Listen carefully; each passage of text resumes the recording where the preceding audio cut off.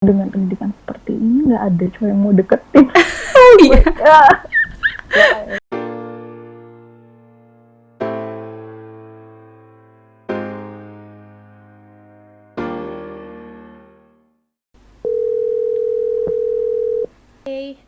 Hai, apa kabar Priska? Halo, Long time no see.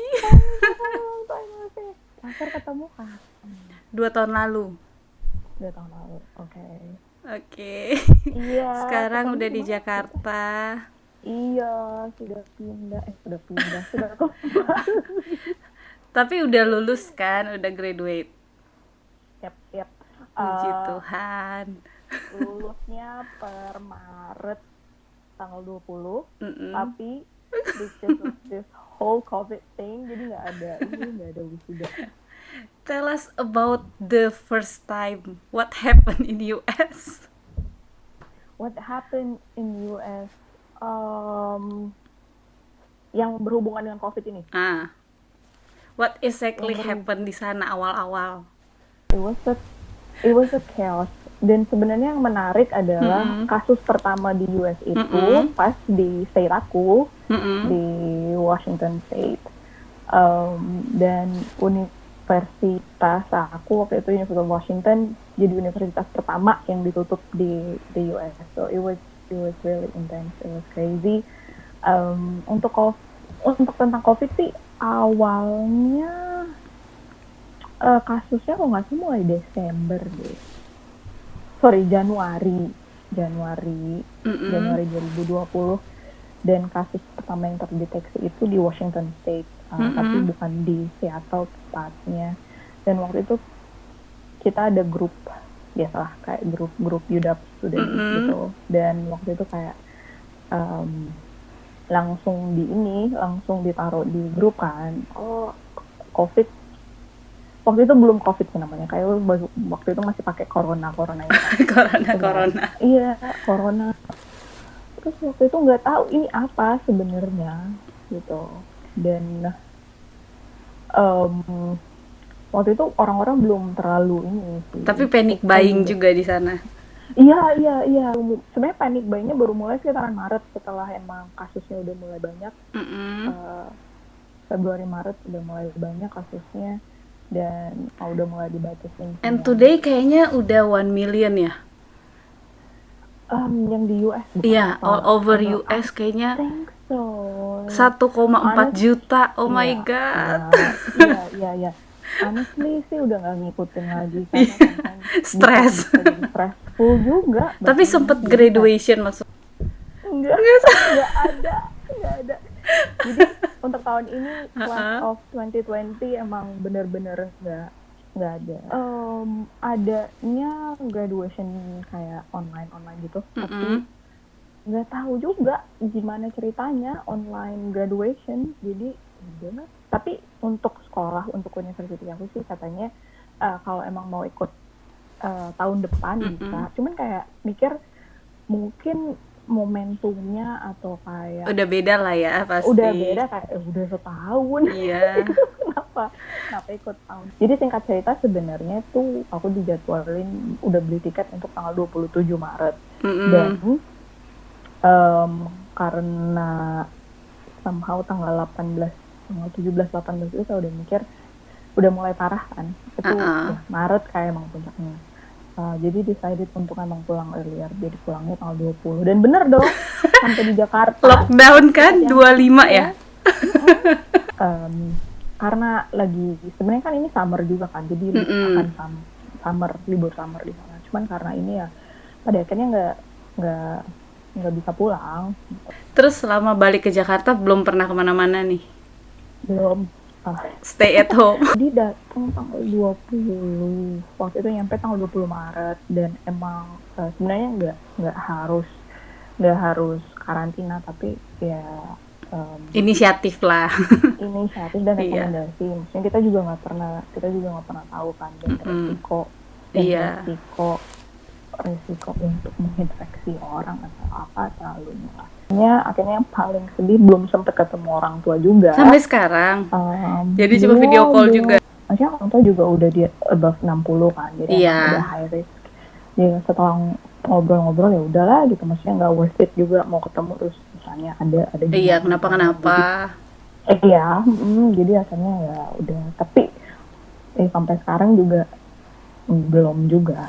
Apalagi di Manado kan sekarang udah cukup banyak juga kasusnya di sini apalagi. Jadi emang bener-bener iya, maksudnya siapa sih gitu yang nggak mau ketemu gitu kan, nggak mau ketemu orang tua gitu, nggak mau anak. Cuman yang untuk sekarang kayaknya jangan dulu sih, maksudnya ya kita juga inisiatif. Mungkin kalau kayak kita yang masih muda kan, kita masih punya apa ya yang dibilang imunnya tuh masih bagus, terus daya tahan juga nggak mungkin gampang lah kena sakit apa. Tapi kalau orang tua kan, apalagi di data paling banyak kan itu yang 45 above kan yang kena. Iya. Nah, jadi kayak rentan banget buat orang tua. Untuk beberapa kerja kantoran kayak ada juga temen yang misalnya mereka di US atau di Jepang misalnya, ya mereka kerja dari rumah dan kayak mereka tuh kalau ngobrol mereka bilang bosan nih kerja di rumah, masih mending bisa kerja dari rumah daripada enggak. Aduh. Kalau misalnya banyak sih perdebatan juga sekarang pada akhirnya di sana soal apakah memang ini keputusan yang tepat. Cuman mungkin salah satu consideration juga ekonomi kali ya, karena pada akhirnya udah berapa bulan mereka ekonomi nggak berjalan gitu, jadi mau nggak mau akhirnya mereka mungkin harus bisa juga, kalau nggak ya bisa krisis ya. Speaking about international student nih yang di US, itu coba ceritain ke kita selama di sana tuh gimana sih kehidupannya. Aku di sana hampir 7 tahun. Nah, kurang lebih 5 tahun international student.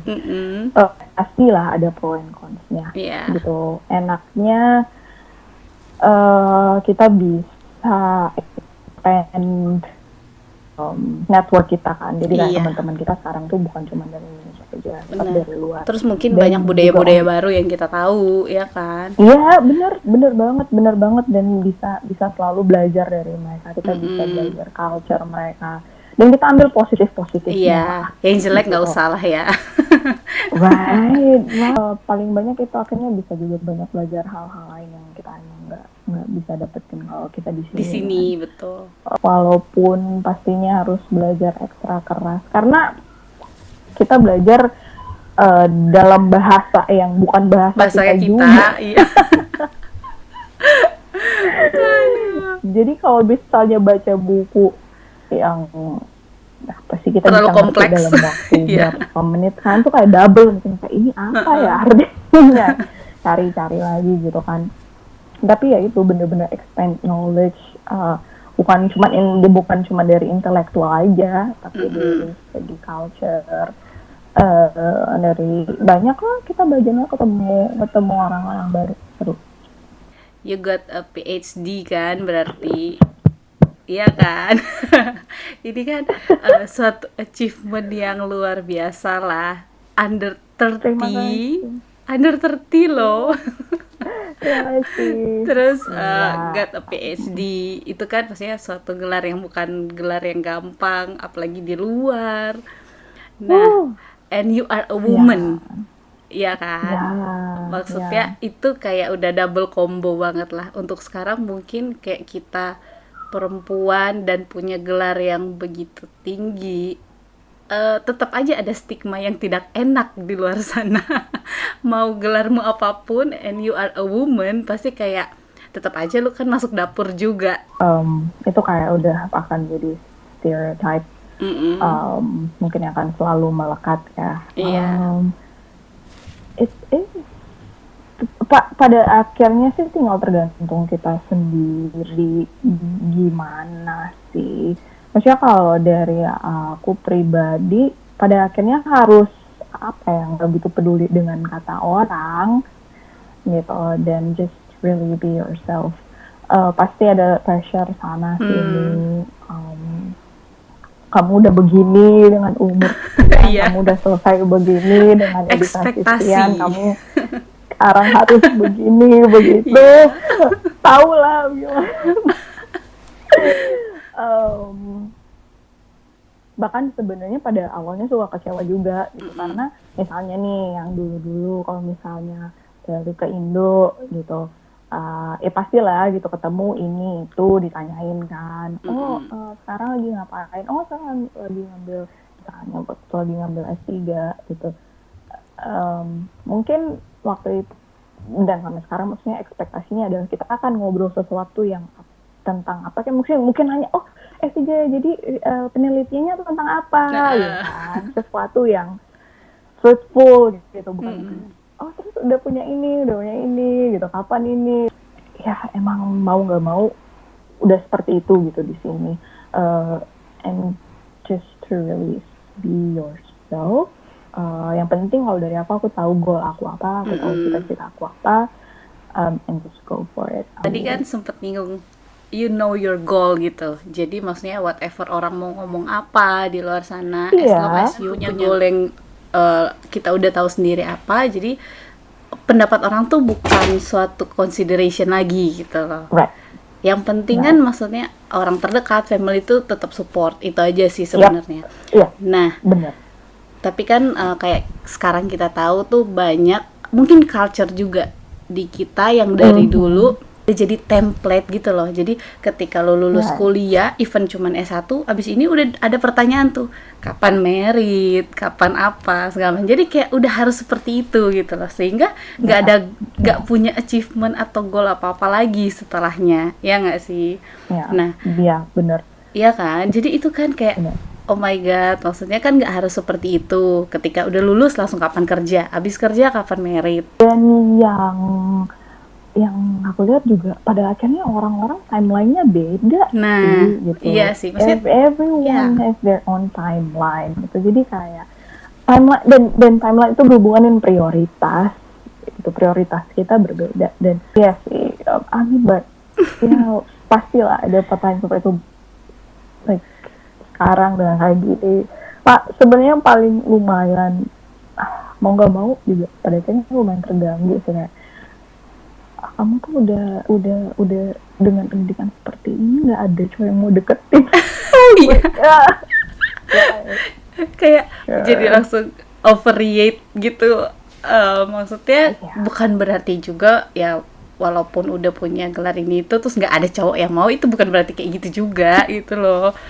Cuman mungkin memang susah ya, karena mungkin apa ya, budaya kita ya cewek lu nggak harus sekolah tinggi-tinggi amat, mungkin kayak gitu juga salah satu. Dan apa ya, mungkin apalagi sekarang kalau mungkin kita tahu ya, cewek-cewek sekarang kan banyak yang emang even nggak usah sekolah, udahlah nggak usah sekolah, cari aja laki yang kaya. Iya nggak sih, maksudnya langsung bypass kayak gitu. No offense sih, cuma maksudnya langsung iya ya kan. Tapi emang kayak itu cara gampang sih. Cara gampang. Tapi sebenarnya kalau menurut aku, it's not all about getting like money and stuff, tapi kayak bener-bener achievement gitu. Maksudnya seberapapun itu yang aku experience, kalau emang itu kamu dapatin dengan usaha kamu sendiri, right, Mama? Yeah. Like you remember about your marriage thing, kita pernah obrol soal itu. Maksudnya sama itu dari kamu gitu loh, kamu mendapatkan itu sendiri, hasil usaha kamu sendiri, kayak ada perasaan puas sendiri nggak sih? Like no matter how small it is, gitu. Apalagi kayak, kita tahu maksudnya itu kan ya ada perjuangannya gitu loh. Bener. Jadi meskipun kayak it even just a small thing, tapi kalau itu dari kerja hasil kita, it feels different gitu. Jadi emang beda kalau misalnya dulu misalnya masih dibiayain orang tua gitu kan. Jadi kita tuh kayak bisa beli ini beli, tapi tuh setelah kita bisa dapat uang sendiri kayak puas gitu, mau beli apapun, barang atau apapun yang kita mau, nggak yang terlalu mahal atau yang apapun, tapi karena itu dari hasil kerja kita, kayak kita benar-benar akan menghargai. Ada satisfy-nya gitu dapat, walaupun nggak seberapa, ya nggak sih? Iya, benar. Dan emang akhirnya jadi lebih hemat juga sebenarnya karena udah ngerasain gimana sih hasilnya dapet cari duit kayak berharap nanti kedepannya lebih banyak wanita perempuan yang emang berpikir bahwa like you can have dream and you can have goal and you can achieve it. Enggak, as long as ya you maksudnya work for it. enggak, lu nggak harus ibaratnya hidup berjalan sesuai template apa yang orang bikin, ya nggak sih? Jadi ya yuk kalau mau punya goal tuh bisa aja. Jadi nggak harus selesai sekolah, kuliah, kerja, terus married, terus harus punya anak. Maksudnya ya nggak selamanya harus seperti itu timelinenya. Kalau memang as long as kita bisa, kita punya goal, apalagi tidak membahayakan atau tidak merugikan orang lain, ya nggak sih? Tidak merugikan orang lain sebenarnya gitu. Nggak ada ruginya. Ilmu kerja nggak nyusahin orang, tapi iya bener sih, bener itu juga. Kalau aku sih liatnya tipe perempuan di kita itu kebanyakan tuh yang krisis plan gitu, maksudnya krisis perencanaan. Jadi kayak semua tuh terjadi unplanned. Mungkin jadi apa ya, kesannya terburu-buru menjalani sesuatu. Kalau aku sih beberapa ya ngobrol sama teman-teman event itu, misalnya masih yang kita seumuran atau yang di bawah, itu kesannya kayak kehidupannya tuh unplanned. Jadi kayak gemes. Ya kita sekolah gitu, kita bergaul, have fun. Maksudnya rasanya gemes. Kenapa lu orang nggak bisa kayak gitu gitu loh. Gemes nggak sih? Terlalu banyak dia bergaul juga nggak baik gitu loh. Benar. Pada akhirnya semuanya butuh balance. Nah, itu benar-benar harus seimbang begitu semuanya. Dan benar sih, memang pada akhirnya harus ada long term goals, iya kan? Gitu. Kita mau jadi apa? Benar. Itu penting. Itu disadari banget pada akhirnya bahwa benar-benar harus ada target. Iya, mungkin harus setting goals dulu, ya, sehingga lu mau menjalani kehidupan lebih mudah, ya kan? Right, like benar. Seenggaknya kayak ada goal kita 5 tahun ke depan kita. Tapi ini sih emang kayak pertanyaan yang aku lupa waktu itu ditanyain siapa ya. Tapi kayak ada beberapa kayak, kamu melihat diri kamu 5 tahun ke depan itu gimana? Kita ada pelajaran yang namanya PhD Colloquium kan. Jadi kita dari masih tahun pertama, jadi PhD itu kita biasanya 3-4 tahun. Jadi dari tahun pertama tuh kita udah diminta untuk ngelihat kamu selesai PhD ini kamu mau apa? Mau ngapain gitu kan? Kamu mau ngapain? Kamu harus ada set goal. Dan iya benar baru ingat. Jadi waktu itu masih tahun pertama. Dan kayak waktu itu aku mikirnya ya ampun mas, tahun baru masuk aja belum gitu. Sekarang ditanyain gimana setelah lulus gitu. Tapi penting sih, dan maksudnya ada alasan kenapa profesornya nyuruh kita untuk melakukan itu kan gitu. Dan pada akhirnya dari sekarang, karena kalau enggak tuh kayak kemana-mana nggak jelas pada akhirnya. Tapi kalau memang kita udah ada goal kita ini, rencana kita ini, emang maksudnya nggak semua akan berjalan sesuai dengan rencana kan, tapi seenggaknya kayak kita ada targetnya lah. Waktu awal-awal kuliah itu tuh diminta orang tua atau emang mau sendiri sebenarnya? Beda ceritanya sebenarnya. Gimana awalnya? Nggak disuruh sebenarnya, malah dibilang jangan, lucu sih. Jadi selesai S2 kan. Jadi selesai S2 waktu itu 2015 ya. 2015 selesai. Pada waktu itu kerja setahun di sana. Dan sebenarnya pada waktu itu kalau dari papa mama sih, jadi waktu aku bilang, aku pas udah mau selesai kontrak setahun kerja di LA, terus bilang, ngobrol gitu sama papa, kayaknya pengen lanjut nih gitu. Salah satu reason sebenarnya karena waktu itu aku lulus 22 kan, jadi kayak mau lanjut PhD itu 23, dan emang PhD ya prosesnya panjang dan pressure-nya itu lumayan. Jadi kan pada waktu itu dari mama papa lebih concern kan kayak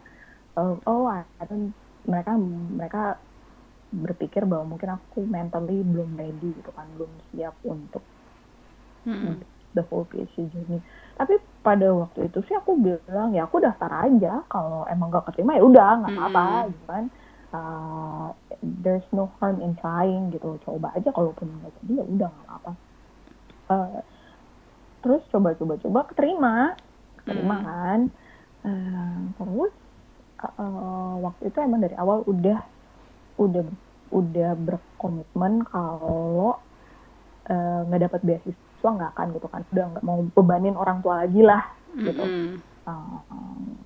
Jadi waktu itu setelah saya diterima dapat beasiswa, ya udah mikirnya kayak udah Tuhan udah buka jalan, saya udah disediain, udah diterima, udah disediain beasiswa. Jadi pada waktu mikirnya dia ngobrol sama mama papa, berarti ini emang jalan. Iya, be granted lah untuk iya gitu kan.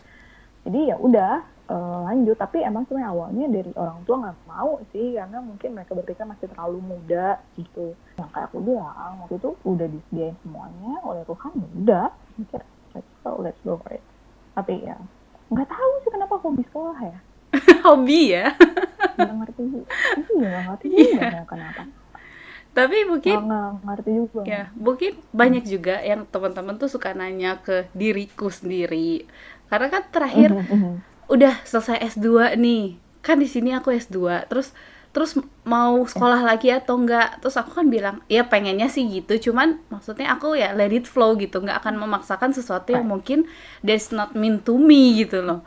Jadi ya apapun yang ada di depan ya aku jalanin. Kemudian aku kerja, terus kemudian ya sembari kerja itu kan ketemu jodoh juga, ya akhirnya menikah.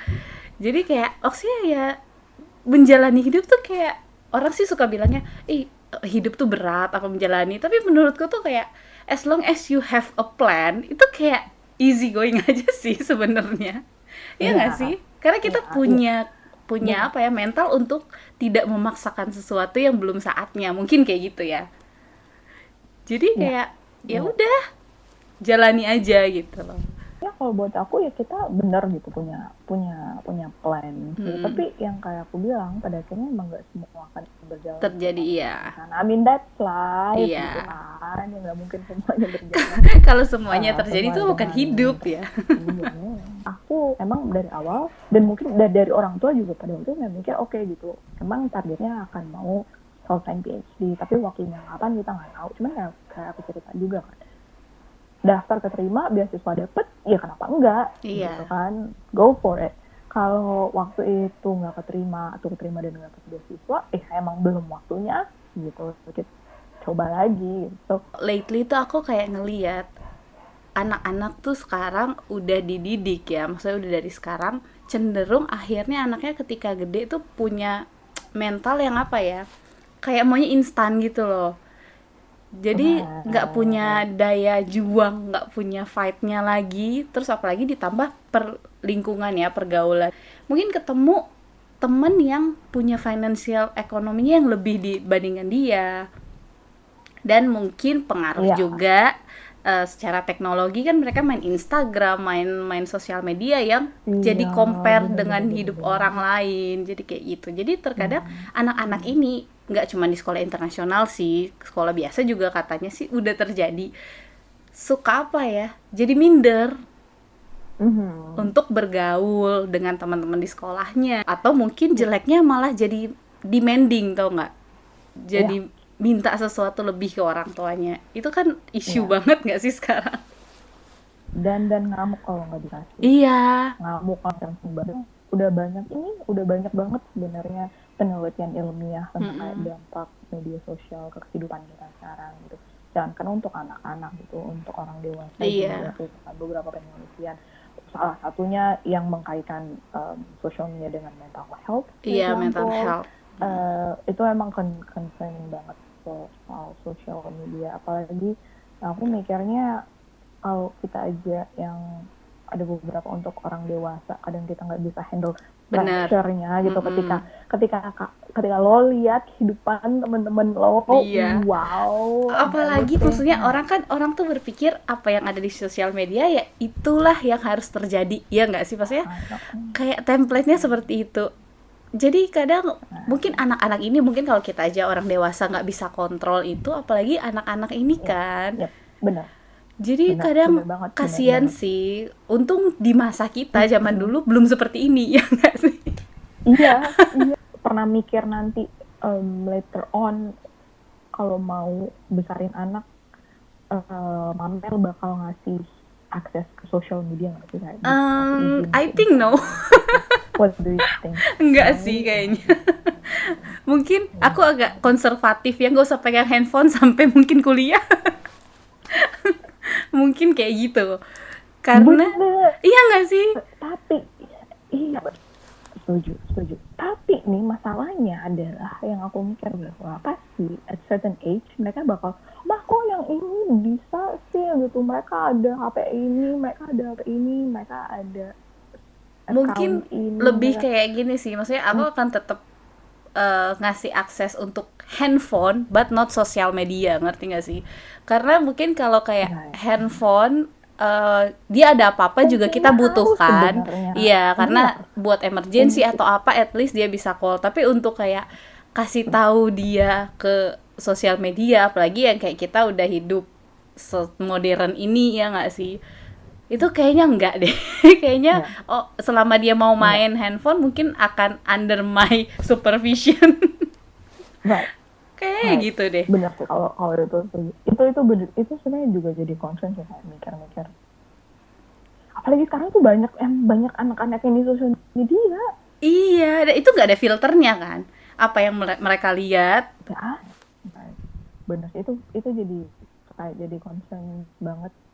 Mungkin buat mereka yang ada anak nanti gimana gitu, mau dikasih akses sosial media itu benar-benar sekarang at the end of the day toxic nggak sih menurut Iya, banget.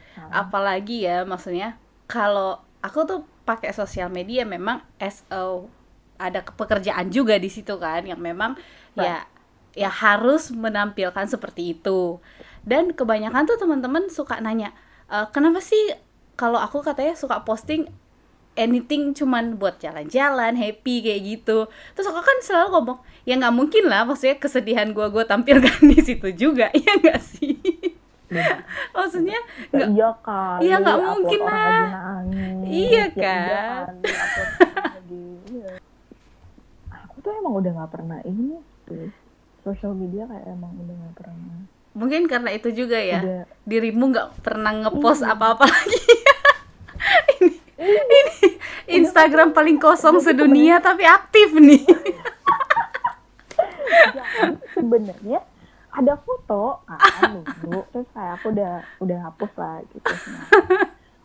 One of the reasons being karena emang aku udah mulai berpikir bahwa social media udah mulai toxic gitu.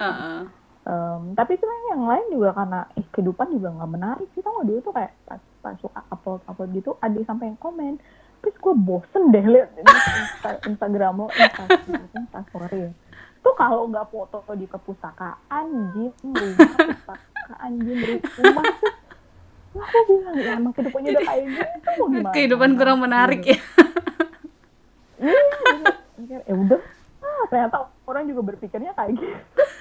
Jadi ya udah nggak usah gitu kalian. Sampai dulu memang aku pernah di titik emang diaktif sosial media.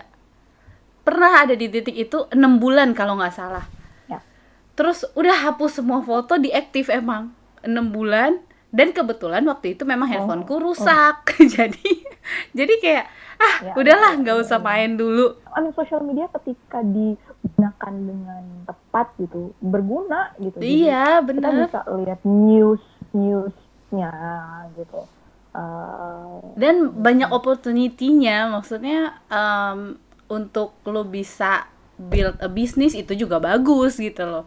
Right. Iya kan? Right. Untuk exactly. Benar, iya. Jadi memang itu penting. Tergantung kita sebenarnya memanfaatkan itu untuk apa sebenarnya. Benar banget. ada batasannya lah gitu. Apalagi kalau ternyata itu udah merugikan orang lain kan. Nah, tapi Itu kalau sesuatu yang kayak di US sendiri hal-hal kayak gitu common terjadi juga kan? iya, sempet ada sih salah satu YouTuber lumayan terkenal. Jadi awal itu not necessarily prank, tapi itu bukan prank sih.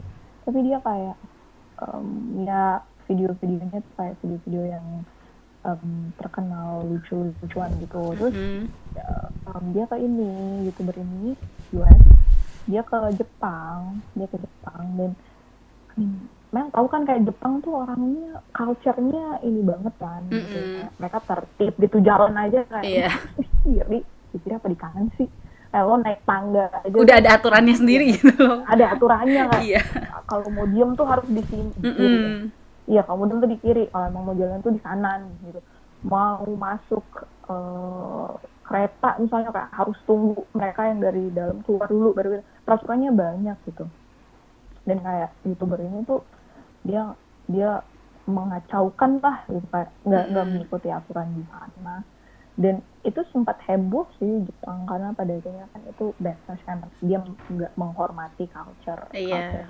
Ya lebih tepatnya mungkin terserah sebenarnya mau bikin seperti apa, mau diposting atau apapun itu, as long as lu adapt to someone atau culture-nya seperti apa, ya lu tetap menghargai gitu loh. Benar banget. Intinya balik lagi kalau kita nggak nyusahin dan kita nggak nggak ngerugiin orang, terserah orang, gitu dan loh. kita menghormati gitu,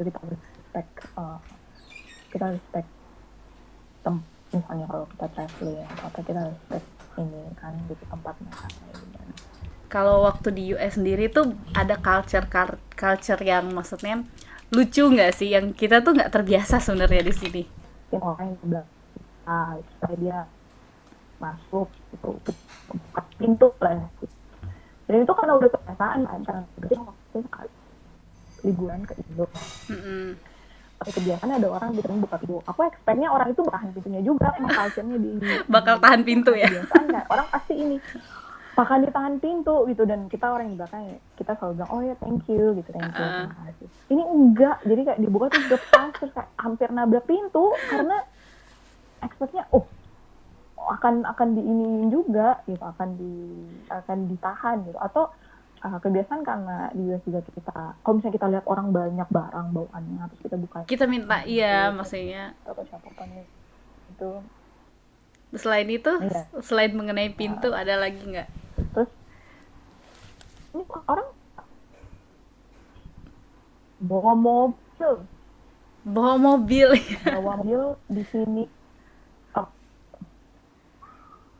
Itu bener-bener sih, itu bener-bener culture, itu kayak kebiasaan sih ya. Di sana kan lumayan tertib lah. Itu bawa mobil di sini sih beda banget, memang kontras sama kita bawa mobil mungkin di luar negeri ya. Ada jarak. Iya, saya tuh dari jarak aja tuh udah beda sebenarnya. Jadi kan di sana yang pasti kita harus jaga jarak sekian lah, dan jaraknya emang cukup jauh gitu. Terus kalau di sini pernah waktu bawa mobil sama papa marah-marah. Marah-marah karena gini, kamu tuh harus lebih dekat, nanti mobil lain masuk gitu, nanti mobil lain tuh masuk di jalur kita. Aku bilang mau sedekat apa? Ini tuh udah jarak aman gitu. Mau sedekat apa sama mobil yang di depan gitu kan, kita emang harus udah kebiasaan jaga jarak gitu kan. Ini kan mau udah harus kayak gini, enggak tuh kalau di sini tuh emang harus deket-deketan gitu. Kalau nggak nanti jalur diambil orang. Iya sih. Gitu lah bawa mobil. Nah tapi lucunya ya mengenai culture yang kayak gitu, terkadang tuh orang yang sama di dua negara yang berbeda bisa loh beda. Pernah aku ngobrol sama teman aku juga. Jadi pada akhirnya dia jadi dua orang yang berbeda. Iya. Gitu. Bisa jadi dua orang yang berbeda. Jadi dua orang yang berbeda, dan jadi kayak mau dibilang krisis bisa nggak tahu ya, bisa ke poin kayak krisis identitas atau enggak. Tapi sempet ini emang mungkin beberapa pengalaman emang pada akhirnya akan jadi kayak gitu. nggak usah mungkin jauh-jauh ya, kayak kita di Jakarta sama mungkin kita ke Singapura itu bisa beda loh perilaku Benar. kita sendiri. Mungkin kayak di Jakarta terkadang orang ya udahlah buang sampah seenak-enak jidat aja di mana, tapi ketika kita ke Singapura nggak gitu kan. Iya, Tiba-tiba bisa tunduk di suatu aturan yang nggak boleh buang sampah nih, nyebrang harus di tempatnya, ya nggak sih? iya, iya, Bisa benar. kayak gitu Dan loh. nyebrang Pak tempat ini karena waktu itu kayak kapan gitu ke Jakarta mau nyebrang, dan karena udah kebiasaan kayak emang harus cari tempat nyebrangnya, Nggak ada, muter susah. lihat nggak ada, ya udah gitu. Tapi sebenarnya iya sih, setelah dipikir-pikir ada salah satu kebiasaan, karena kakak juga di Jepang kan, jadi Mm-mm. emang sering banget ke Jepang. Jadi misalnya aku tuh pada akhirnya sekarang tiap naik eskalator, kalau emang cuman mau diem nih di sebelah kiri Sebelah gitu, kiri, karena emang udah mau buru-buru kebiasaan sebelah kanan. sebelah kanan tuh kalau emang mau jalan gitu kan. Jadi Mm-mm. akhirnya sampai sekarang kebiasaan kemanapun itu kalau misalnya naik eskalator harus emang Seperti itu. di kiri gitu. Iya, di seperti itu. Suka duka sebagai seorang penerima scholarship tuh apa sih? Wah, Suka dan ini duka. ceritanya. Mungkin banyak teman-teman yang pengen tahu juga kan, karena Priska ini bisa achieve scholarship, apalagi itu dari LPDP ya kan. Itu Nah, pasti ada nah, suka dukanya. iya. I mean, LPDP itu, I mean, amazing. They're very amazing. Kayak benar-benar tuition fee kita kan ditanggung, dan kita tuh Mm-mm. living allowance. Itu Dan so all far itu in ya emang, semuanya. ya, yep, dan semuanya lah, dan selalu dibayar tepat waktu. Jadi emang Mm-mm. benar-benar berterima kasih banget Mm-mm. sama LPDP. Dukanya adalah, dan ini sempat heboh juga sih beberapa Mm-mm. tahun yang lalu, kita ini sempat ngomongin juga di dalam grup kita. Itu Mm-mm. banyak yang ngomong bahwa penerima LPDP ini kayak mereka jalan-jalan gitu kan, apalagi untuk penerima luar negeri gitu. Jadi Mm-mm. kayak banyak pertanyaan, kalian ini sebenarnya dibayarin sekolah di luar, belajar apa jalan-jalan sih? Iya. Tapi balik lagi kayak yang mama bilang tadi gitu, kalau kalian hanya melihat dari sosial media, Mm-mm. ya iyalah Ya kita iyalah. langsung yang kita jalan-jalan. Ya kan susahnya nggak mungkin kita post ya. Iya, homesick kita kan nggak mungkin kita post kan, Iya, itu ketika kan kita nggak berbentuk. nangis, Iya nggak sih? iya gitu kan. Kalau pas kita homesick nangis-nangis pengen pulang ke rumah kan, kita nggak mungkin posting di sosial Bener. media kan. Pak dijudge itu kan bener-bener ada hashtag yang keren sih di Twitter soal dia udah jadi katanya jalan-jalan doang. Kayak kalau jalan-jalan doang nggak belajar, nggak ini udah siswa dong. Iya. Kita juga harus bikin laporan akademik kan. Dan I mean, what is the expectation? Kita akan belajar 24 jam setiap hari. Enggak. Ya kan manusia juga nih yang lagi sekolah. Iya lah, pasti kita juga perlu waktu untuk Social life-nya juga lah di sana. dan hanya itu emang yang kebanyakan orang posting. Mm-mm. Nah terus mungkin Stresan kita kalau kita mau ujian atau gimana. iya. Tapi Mungkin bagi-bagi info juga nih buat teman-teman, kan kalau Priska nih sekarang udah graduate dan dapat scholarship. Mungkin ada teman-teman yang mau coba untuk apply itu, ada info nggak sih di tahun ini beasiswa LPDP itu gimana? Apa udah open apa gimana? jadi sebenarnya setahu aku yang sekarang semenjak beberapa tahun yang lalu Mm-mm. lumayan banyak perubahan sih Iya. di LPDP. Jadi misalnya waktu angkatan aku tuh dalam setahun LPDP buka 4 kali kan, 4 kali pendaftaran. Nah aku lupa pasnya kapan, tapi mulai beberapa tahun yang lalu tuh tinggal buka sekali doang. Sekali doang. Dan LPDP untuk jadwalnya semuanya lengkap mereka Di websitenya itu ya. di websitenya, jadi bisa langsung lihat di website. Persyaratan apa semuanya juga ada di situ ya. Iya, persyaratan, tapi emang banyak yang berubah sih, yang aku dengar. Jadi dari segi berapa kali pendaftarannya berubah, dari segi list universitasnya juga yang aku dengar berubah juga gitu. Jadi dulu emang PDP mainly mereka ngasih scholarship untuk aku lupa di top list 50 world atau top 100, tapi kayak sekarang emang masih top 50, tapi emang benar-benar sudah udah lebih apa ya, kategorinya emang udah lebih diperketat lagi untuk universitas gitu. Dan again itu semua kayak udah ada list universitasnya. Udah ada, jadi yang harus dipilih hanya dari list itu aja ya berarti. Ya. Jadi contohnya kepalaku, universitas aku pas angkatan aku di Washington, waktu itu LPDP membiayai untuk semua sekolah, semua fakultas gitu kan istilahnya kalau di Indonesia. Jadi waktu itu aku fakultas hukum masih beasiswa. Yang aku dengar sih kayak sekarang udah dibatasin hanya untuk nursing. Cuma fakultas tertentu ya? Iya, cuma fakultas tertentu. Tapi as long kalau bisa ke Harvard, Stanford, semua fakultas dibiayai. Terus persyaratan kan juga kayaknya untuk persyaratan udah banyak berubah sih, kayak TOEFL score-nya, IPK-nya, dan untuk program seleksinya juga kayaknya udah banyak berubah. Waktu itu aku ada seleksi administrasi kan, jadi dilihat berkas-berkasnya, IPK-nya syarat nggak, itu IPK 1,2, TOEFL score-nya memenuhi syarat nggak, gitu. Kalau misalnya waktu itu 500 itu kalau IDC aku lupa berapa. Terus setelah selesai seleksi administrasi ada seleksi yang wawancara itu ya, group, ada interview, dan setelah lulus itu ada persiapan keberangkatan. Tapi ya semuanya ada lengkap di websitenya, jadi dan bisa diakses ya, maksudnya bisa lihat di situ di websitenya ya. Oke, jadi buat teman-teman yang mau lihat info beasiswa LPDP itu bisa dilihat di websitenya, dan ini bukti nyata.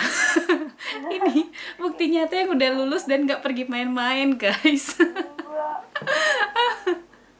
Jadi ya selama kita mungkin mau berusaha ya nggak sih, terus mau tahu tanggung jawab kita juga ya, nothing ini sih sebenarnya nggak masalah gitu loh.